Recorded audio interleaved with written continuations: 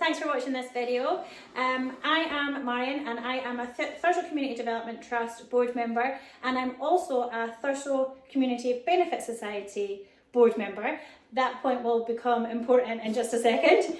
I'm joined as always by Joan Laurie, our Thurso Development Manager, and we're going to chat today all things socially growing. Well, we're going to chat about a few things actually. So I'll kick things off with why me mentioning the Benefit Society is so important. So just under a year ago at a members meeting, you can watch the whole video, meeting, presentation, the whole works on our YouTube channel. It was decided by the community of Thurso to create Thurso Community Benefit Society. And the main reason for doing that was to allow us as an organisation more opportunity to create income. The charity side of things, the trust, can apply for grants and funding and all these sorts of wonderful things. But allowing us to create our own income was also a huge opportunity for us. So that's what we did, wasn't it, Joan? Yeah, we, as a charity, you are only allowed to kind of trade up to a certain level, and we actually really want to reduce that reliance on grant funding. The way that grants and funding works is that I sit and write applications, and we do them for specific projects, and we have to obviously satisfy the needs of that funder and what that fund is all about. And sometimes there's things that we want to do that we can't really find a funder for. It's, that we can't really find a funder for, and that it just allows us to have some free income. It's also very difficult as an organisation like us, as a charity, is that we can quite often find project funding, but money to keep the lights on, to sometimes keep some of our kind of support staff in roles, like our admin and our finance, and as we grow, and we have grown quite a lot, we need all of those things, but that's not the sort of things that you get funding for. So it's really important. And we're a development trust as well. The aim of a development trust is to take an enterprising approach to solving the needs within communities. So that is why we formed Thurso Community Benefit Society. It is an organisation that is purely for community benefit, but it does operate also as a business. It's not a charity, so it doesn't have the same kind of access to grants and funding and things. But what it can do is it can trade and it can generate an income however it wants to. But all of the money comes back into the community. It is what it says in the tin. Community Benefit Society. Yeah. So we officially formed the Benefit Society, and there is a separate board, although the aims are completely the same as what the trust aims are. But there is two groups, which is why I sit on both, the charity side and the business side.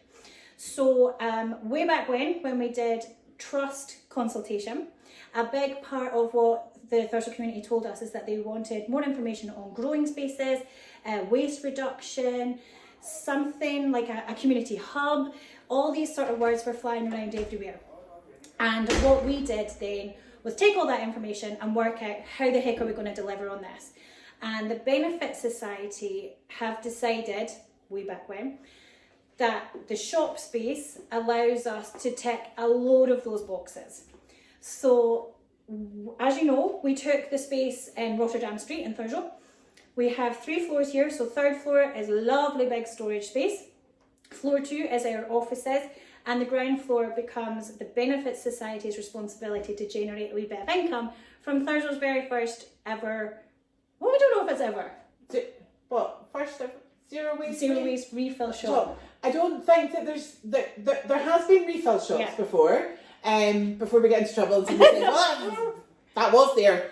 There has been refill shops before, but not maybe along the kind of the real emphasis on plastic reuse. And I think when you went into there, I'm pretty sure it was like you picked a bag and then you filled it. It wasn't this same kind of principle of you're taking along a container, your own container, and you're filling it up, and that there's a real emphasis on reduction in waste and reduction on plastic. And then we've also got all sorts of other eco-friendly products, your kind of things like replacing your pot scourers for coconut scourers, replacing your plastic toothbrush with bamboo toothbrushes. We've got all of those kind of eco-friendly sort of materials as well. Yeah.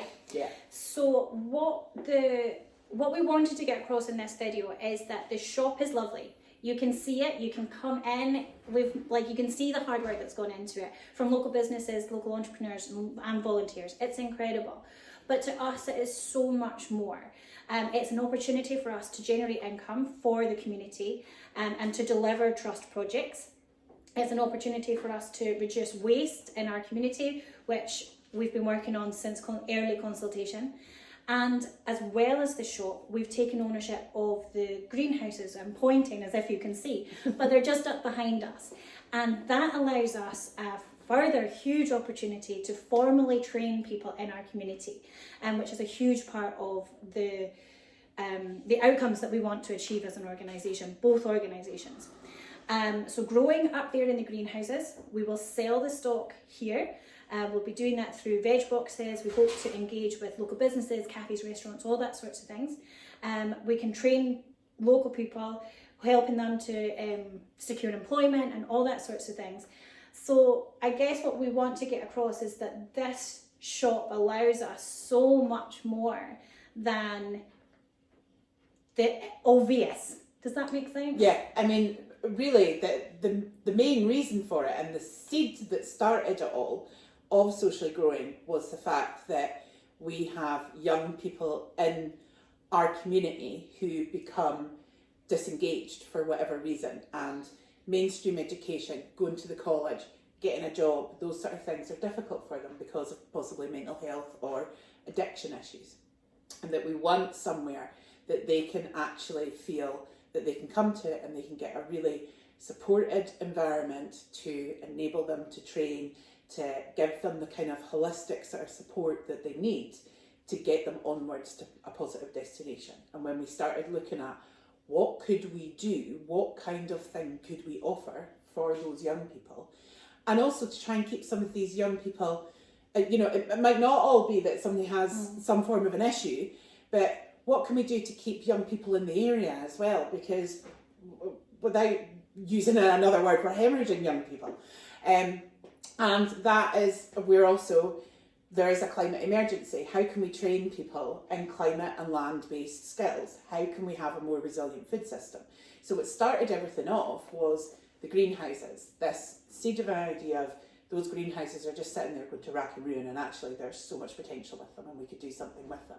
And then the other flip side of the coin was we actually need a space in the town centre. We've gone in 3 years from having no employees and me working as a volunteer to having, I think we've currently got 11 and there's another 2 on board and we're going to be recruiting for somebody else shortly. So we need space, we need space.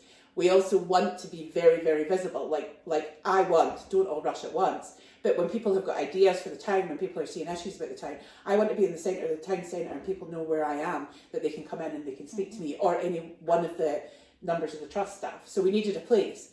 But we need to actually be able to afford to run the place.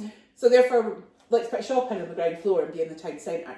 And then we're also helping the town centre traders because we're experiencing exactly the same kind of issues as what they are, rather than just hearing about it second hand. So, but it was that, giving people an opportunity. That's the main bit. That's the community need that we're trying to solve. And then there's all of these other community benefits that come along with it. So if you ever see us advertising, just thinking of the waste reduction projects that we've had, so the Shearing Shed, Thurso Grows, there are so many projects that we do on the basis as a charity. All of those things will benefit from this shop being a success. So no pressure, please come and buy things. But that's kind of what we wanted to just really let you know, is this is more than a shop to us. This is got real potential to help launch us as an organisation, but our community into the next stage of how do we progress, how do we make sure that we're making steps towards that community hub goal, that we're making steps to being net zero and all these other things that we've discussed as a community at meetings. People send us emails, they chat to us. This is a huge step for us. So we're so excited, not just to get all these lovely things filled and get people in the door. Of course we're excited for that, but we're really excited to see the kind of cogs start turning even quicker than they have been over the last few years.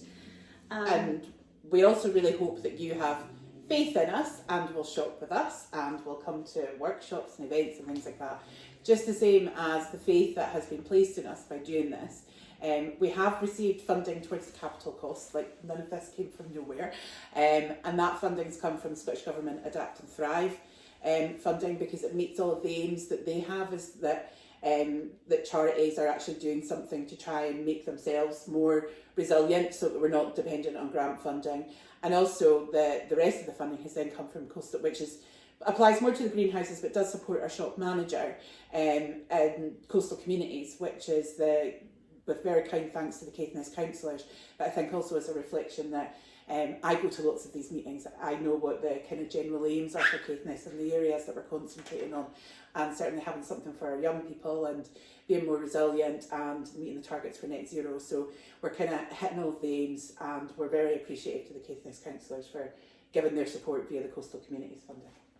I think the only thing left to say is that we open the shop on Thursday the 27th of January, and you will find us at number 1 Rotterdam Street. So we're directly across from Gemini Gift Shop and Macy, and we can't wait to see everybody.